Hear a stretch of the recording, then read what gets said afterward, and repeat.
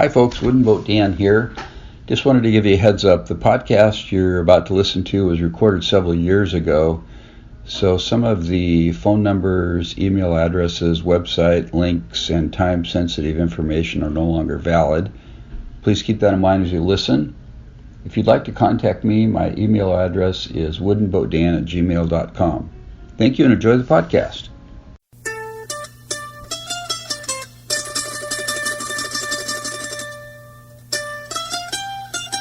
Welcome to Hooked on Wooden Boats weekly podcast episode number 21. My name is Dan Matson. I'll be your host today.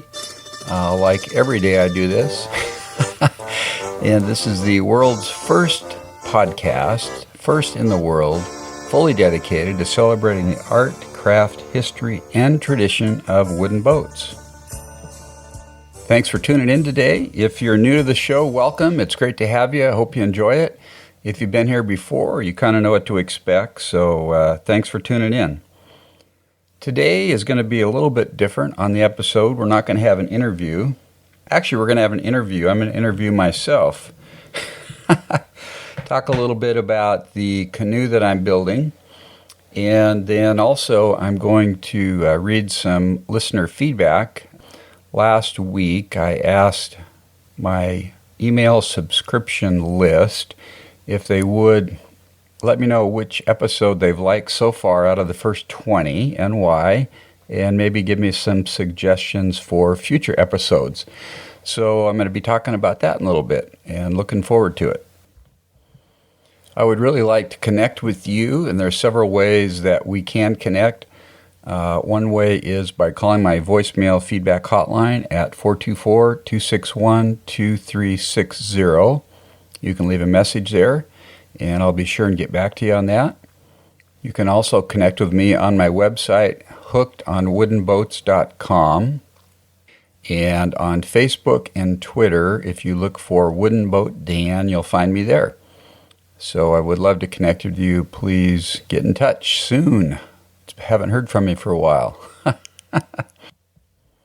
You can also leave comments on my blog, and I would appreciate it if you would do that. And also you can email me. My email address is dan@hookedonwoodenboats.com. Also, if you haven't been to my website, if you've just listened to the podcast, I would encourage you to go to the website.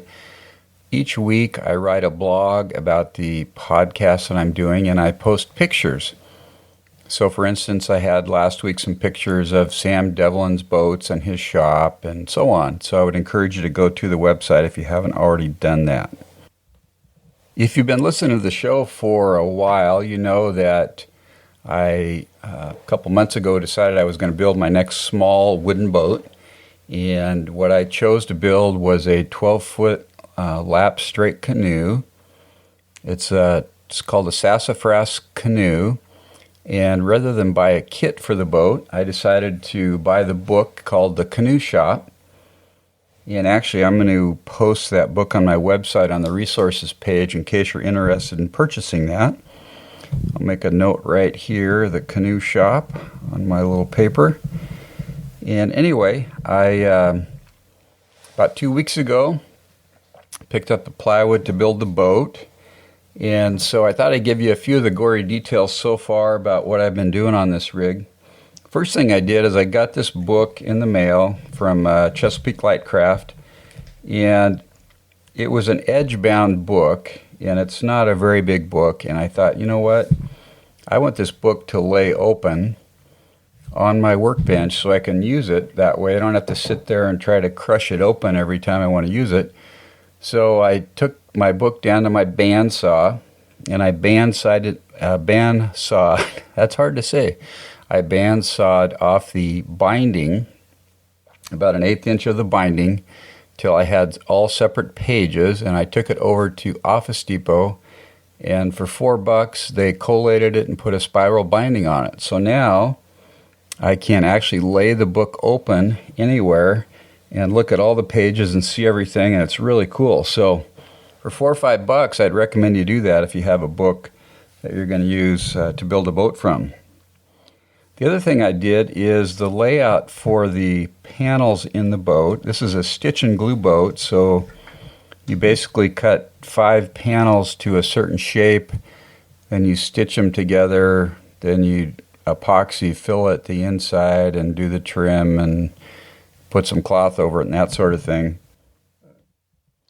So the layout for the 5 panels is shown in the book, and the way they have it designed in the book is to basically you draw out a half of a panel on a sheet of plywood, and the panels are uniform on each side, or unilateral, I guess you would say. So from the center out, the panels are identical. So panel 1 is basically you scarf 2 identical pieces together end to end.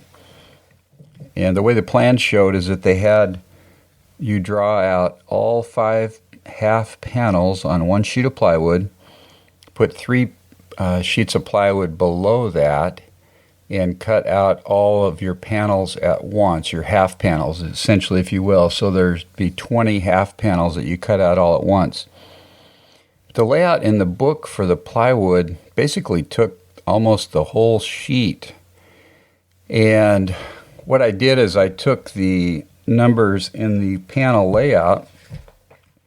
So for instance, if panel 1 at station 1 was 2 7/8 inches from the edge of the plywood, I basically took all those numbers and put them into a table of offsets in Excel, because I'm kind of a spreadsheet guy. I'm kind of a math, accounting type guy. So I put all the numbers in Excel, and then I thought, you know what, I'm going to move these panels closer together on my plywood, because I think I can get this all on 3 sheets of plywood. So I did some math calculations in Excel, and you can actually, in Excel, if you didn't know this, you can use the, I guess it's the British measurement system that we use, where you use sixteenths and eighths and so on instead of metric. So in Excel, you can take a number such as 5 13/16 and deduct 2 11/16 from it, or 3 1/8, or whatever. And Excel will give you a number that's got a fraction, just like the original number. And so I made a table in Excel, and then I made a second table, and I deducted from each of the measurements. So I basically compressed all the panels to the upper 2/3 of the sheet of plywood. So what that means is when I cut those out, which I'm 3 panels into it, when I finish cutting those out, I'll have 15 panels. Then what I will do is take the 3 remaining sheets of plywood, the portion that's remaining, which is about 1/3 of a sheet, and I'll cut out the other 5 panels out of that. So I think I'll be able to get all my panels out of 3 sheets of plywood. So that's one thing I did there. The other thing I did is the scarf they have in the book is 1 1/4 inches on 4mm plywood. I increased that to 1.5 inches because that's more like a 10-to-1 ratio, which I'm kind of more comfortable with that than an 8-to-1.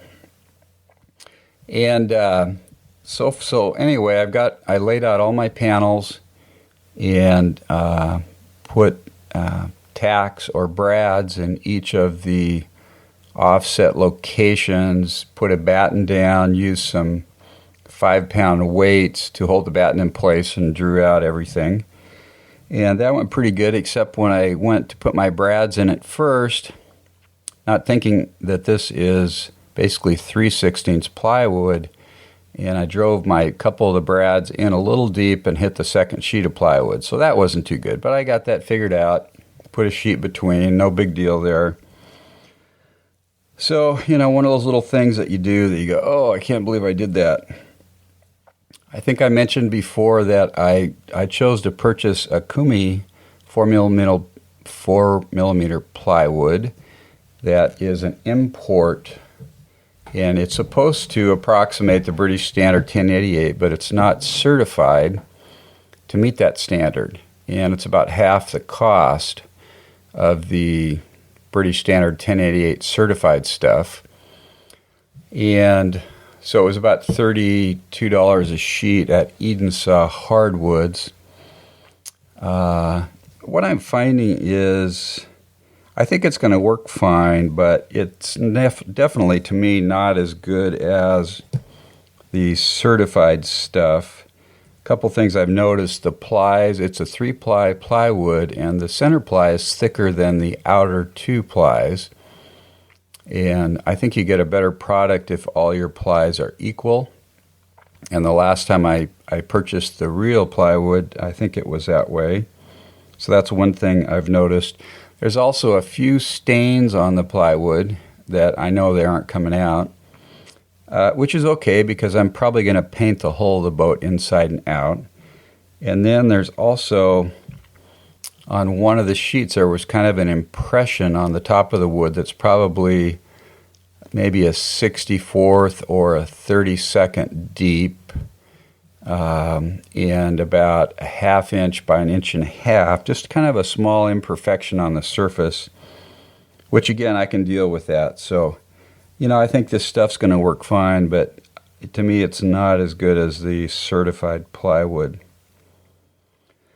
Let's see, what else here? Last week when I was talking to Sam Devlin after the interview, he gave me a tour of his shop, and we were talking about plywoods, and he says he uses the Meranti plywood instead of Okoume, that it's priced pretty similar and it has better building characteristics in his mind. And I don't know much about Meranti, but I might look into that for some future build.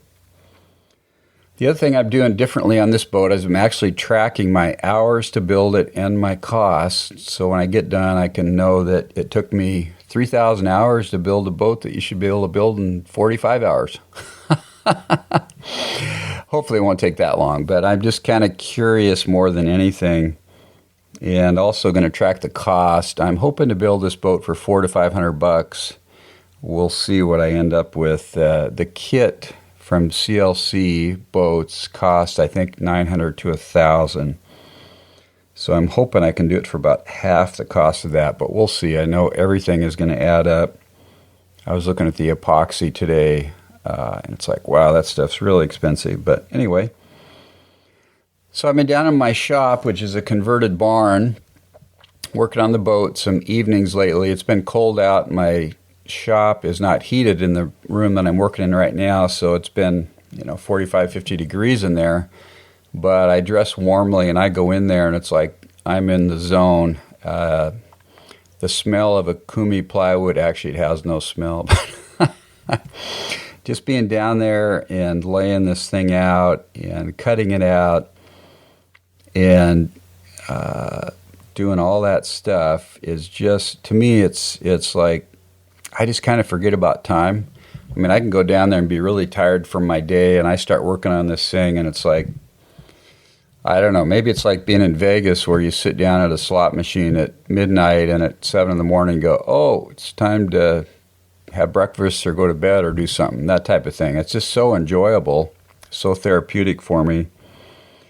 I just wish there was a way to make money building 12-foot canoes. I could quit my day job of accounting, but we'll work on that one.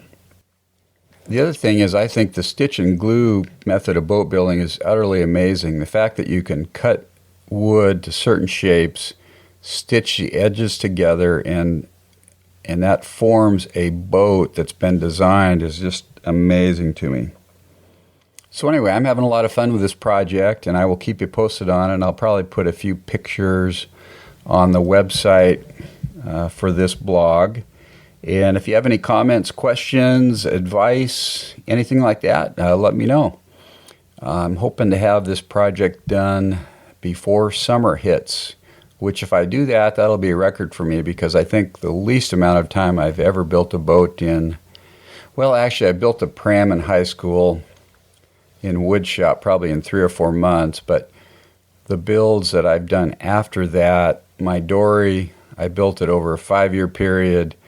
My skin-on frame kayak, I worked on it over a couple years. My Mill Creek kayak took me 2 or 3 years, kind of working on and off. So I'm hoping to crank this one out, because really my goal with this little boat that's supposed to weigh 25 pounds is I can pick it up with one hand, put it on top of my car, drive 10 minutes, and be paddling on a local lake or waterway, that type of thing. It's just something I want to get. It's easy to get in and out of. Well, it may not be easy to get in and out because I weigh 210, but easy to haul around and take somewhere and have a little bit of fun and get some exercise. Okay, as I mentioned earlier, a few days ago, I sent an email to my email subscription list, which, by the way, I'd love it if you'd sign up for that. On my homepage on the right-hand side, you click a button and give me your email address and first and last name, and then we can connect via email, and I send out a monthly newsletter type thing with some resources, maybe a video and that sort of thing, and it's just kind of a fun way for me to connect with everybody. So if you haven't signed up for that, please do. Anyway, I asked my subscribers to help me celebrate doing the first 20 episodes of Hooked on Wooden Boats. Wow, I can't believe 20 weeks I've been doing this. It's a lot of fun still. It does take some work, but I like doing it, so I'm going to keep doing it. And I asked people to help me celebrate that by answering one of two questions. The first one being, which is your favorite episode out of the first 20? And secondly, do you have any recommendations for future shows? So I'm going to read some of the responses that I got on that. First response was from Chris Kleinfelter. I believe Chris lives in the Port Townsend area.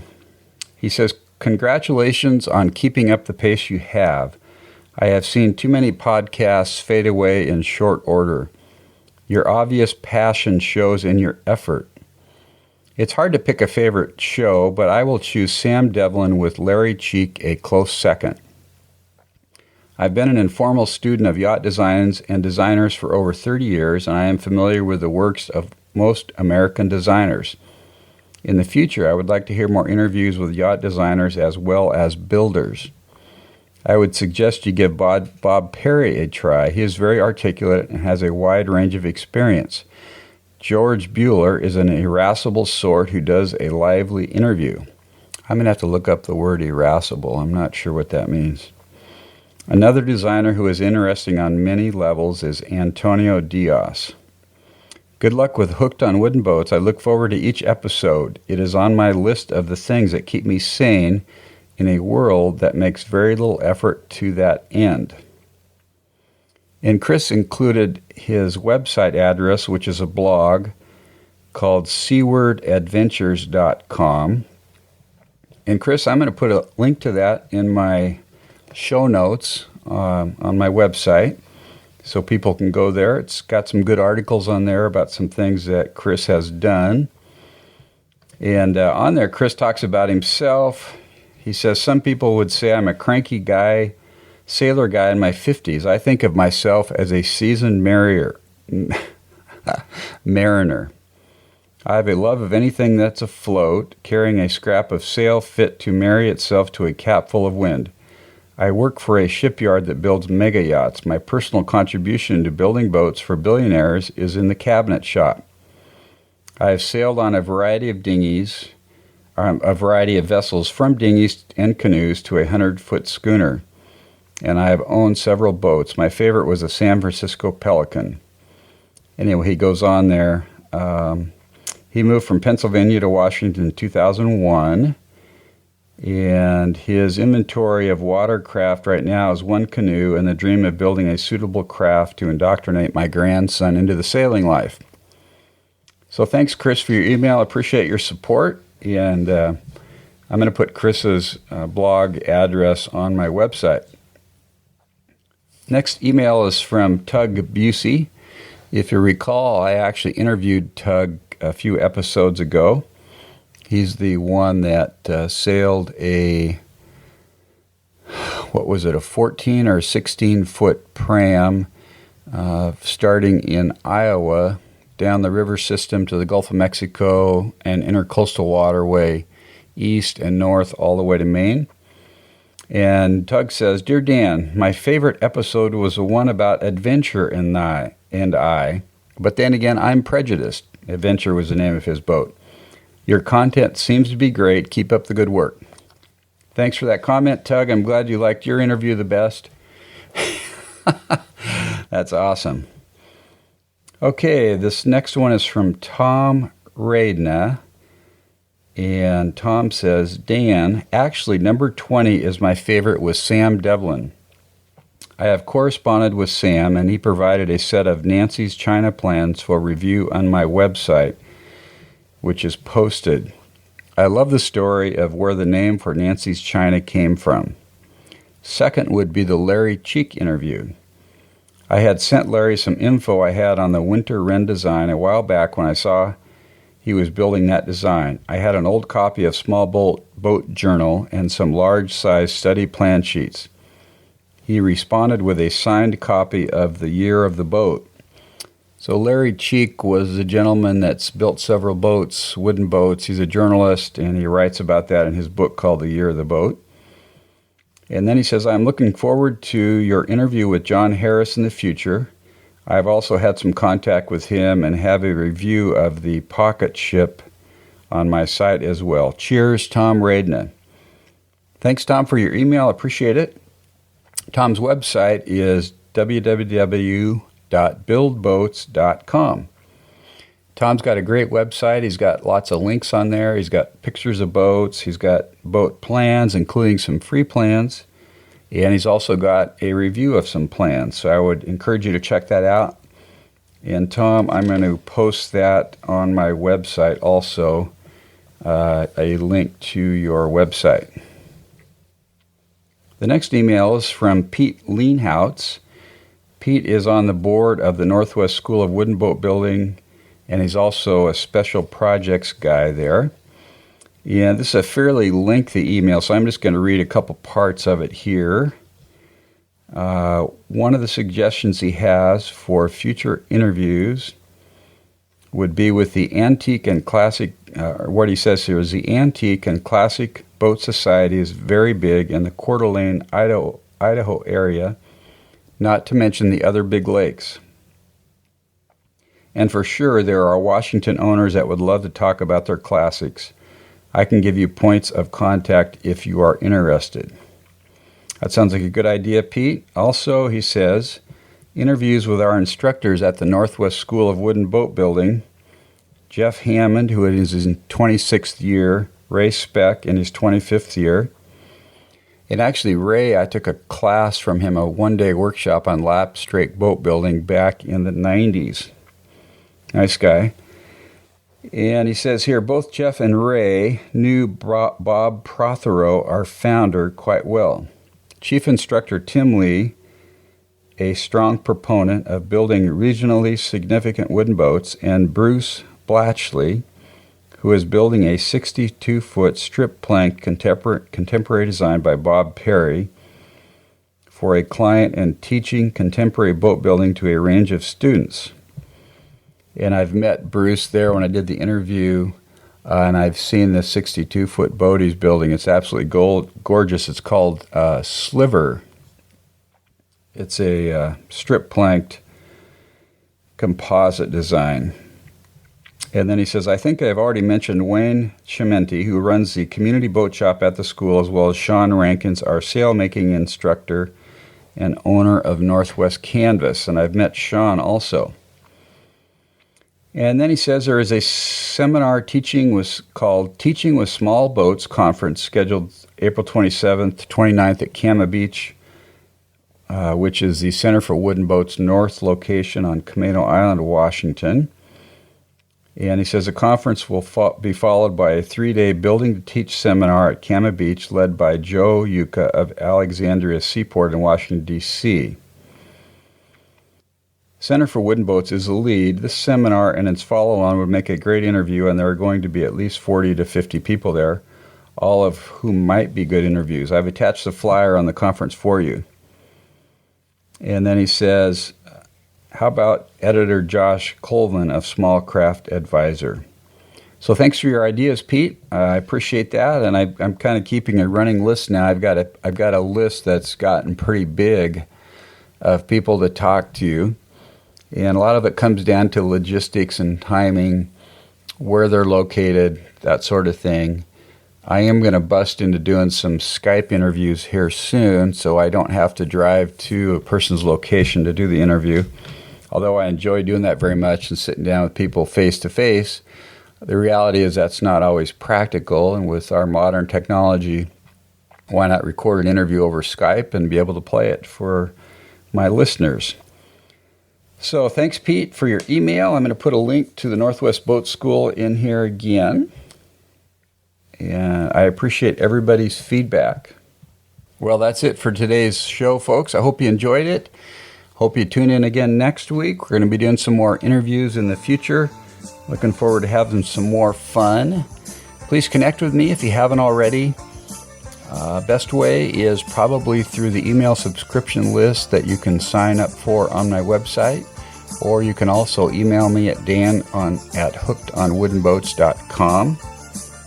And until next time, please keep the sunny side up and the barnacled side down. This is Wooden Boat Dan, over and out. Have a great week, and we'll talk to you soon. Thanks.